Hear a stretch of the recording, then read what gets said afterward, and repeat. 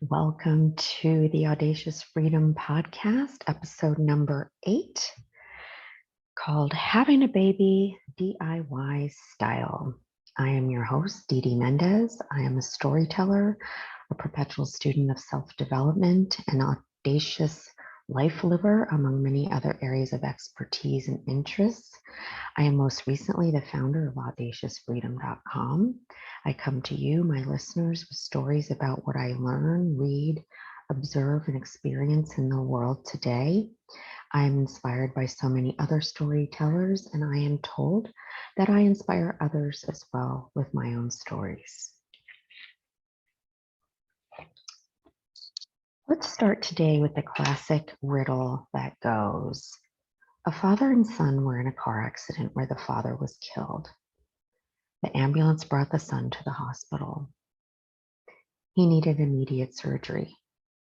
In the operating room, a doctor came in and looked at the little boy and said, "I can't operate on him. He is my son."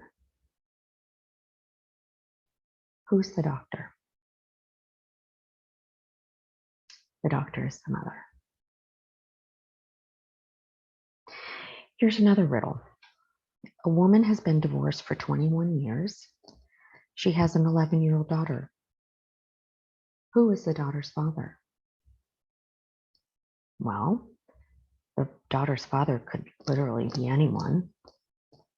And this riddle is about me and my daughter. And the answer is, there is no father on her birth certificate.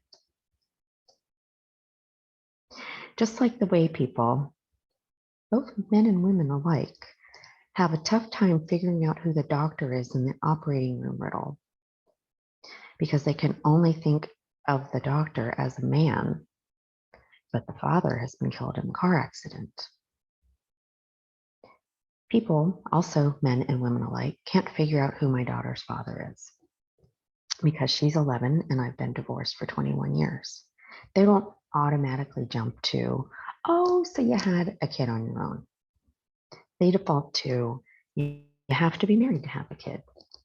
You might be divorced from that marriage that created a kid, but you had to be married to create the kid. You had to be married and together decided to create a family to have a kid, because that's the fairy tale, isn't it? What's the nursery rhyme? First comes love, then comes marriage, then comes baby in a baby carriage.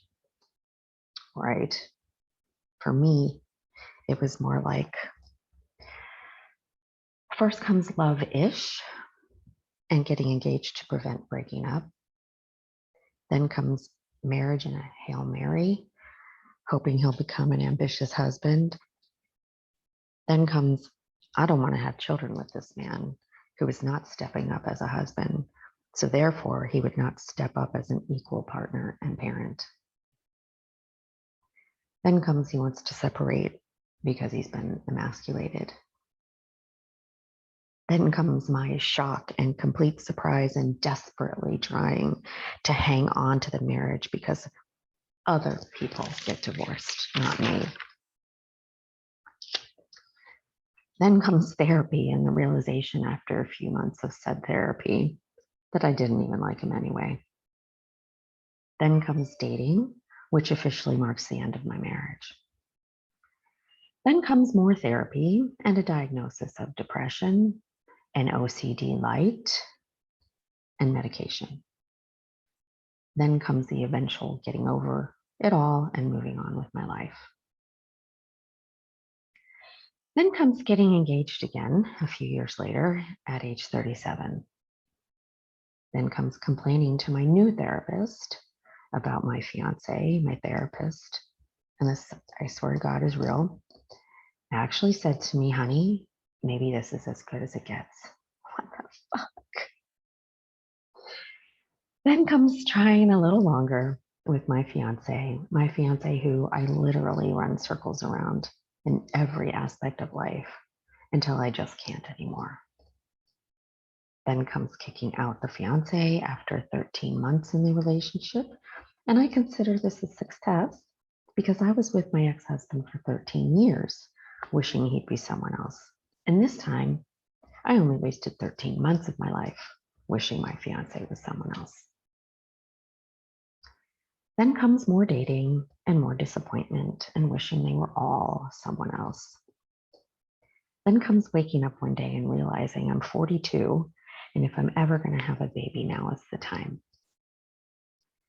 Then comes asking 3 friends if they would be willing to donate with absolutely no strings attached. No name on the birth certificate, no legal rights, and no financial responsibilities. Then comes all 3 friends saying yes, and I choose one of them. Then comes no doctors, no medical intervention, none whatsoever. No telling of my plans to any friends or family. Then comes a positive pregnancy test 5 weeks later. Then comes, holy shit, this was meant to be. Then comes even more good news with the results of a test that told me that my baby is healthy and my baby is due September 18th, which is my parents' wedding anniversary. Then comes telling the good news to my family. I tell my parents in March with an early anniversary card and a sonogram picture of their grandchild. Then comes telling my grandmother, who asked, "So how'd you do it, Dee Dee?" To which I reply, "The old-fashioned way, Nanny." And Nanny says, "Good for you." Then comes baby in a baby carriage. You think that's too long for a new nursery rhyme? Maybe too long for a meme? Yeah, probably. But it's my story, our story, the story of how my family was created, my daughter and me. Her donor, her father, as we have come to refer to him, is my friend. He is technically referred to in the DIY space of having a baby as a known donor.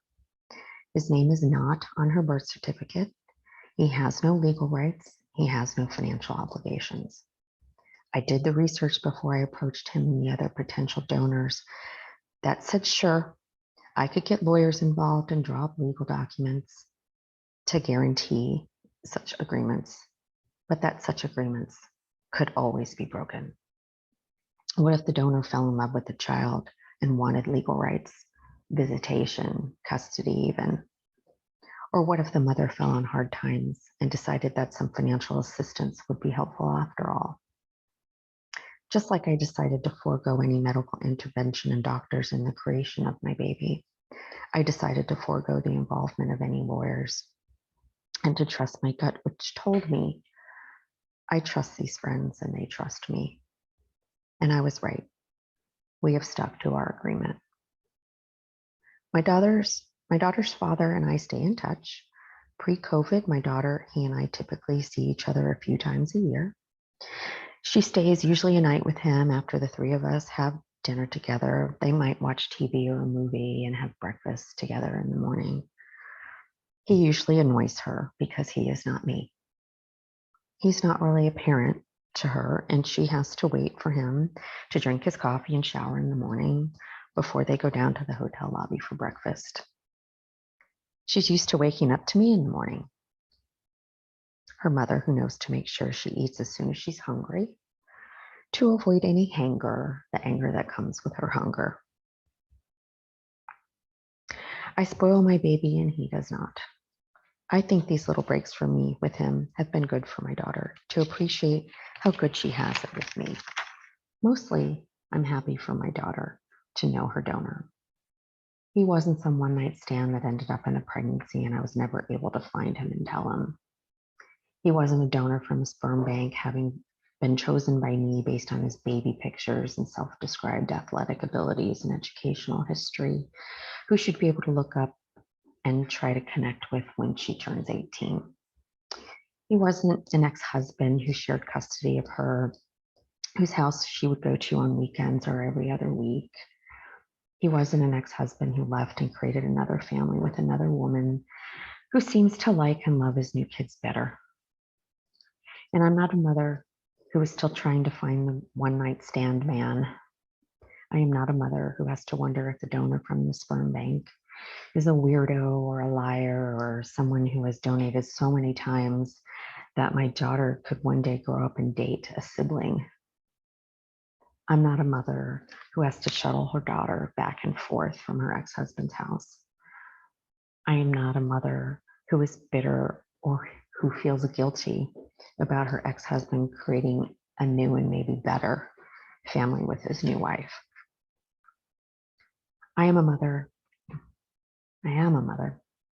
who wanted so badly to become a mom that she created her own way of having a family. I am a mother who didn't and doesn't care what people might think. My baby was no accident. My baby was planned. I wear like a badge of honor that I am a single mother. Because while that may not have been my childhood fantasy or vision when I played house with my sister, cousins, and friends, it did become my vision at age 42 when I saw my only option. An option that, quite frankly, might have been good to know at 22 when I got engaged to a man who I wanted to be someone else, to a man who I ended up telling myself would grow into the role of husband once we took our vows, and if he would be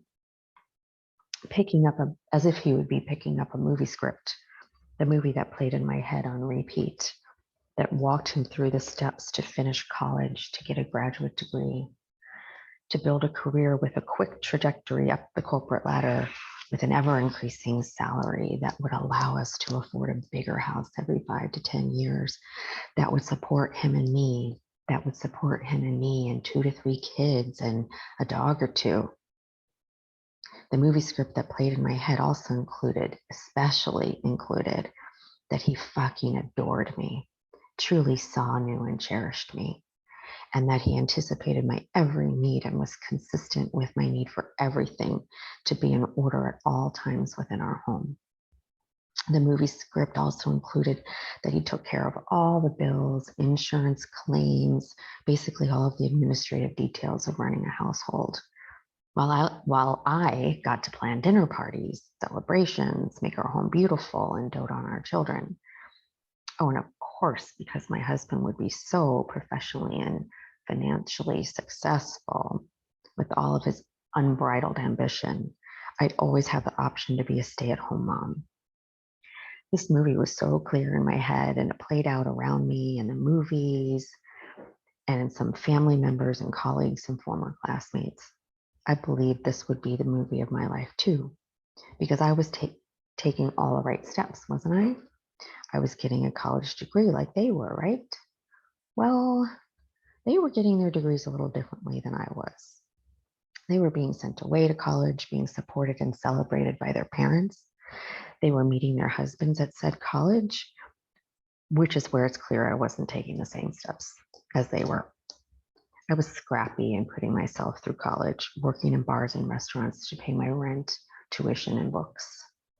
My parents were young and entrepreneurs and figuring out their own shit, not centering their lives around my college career.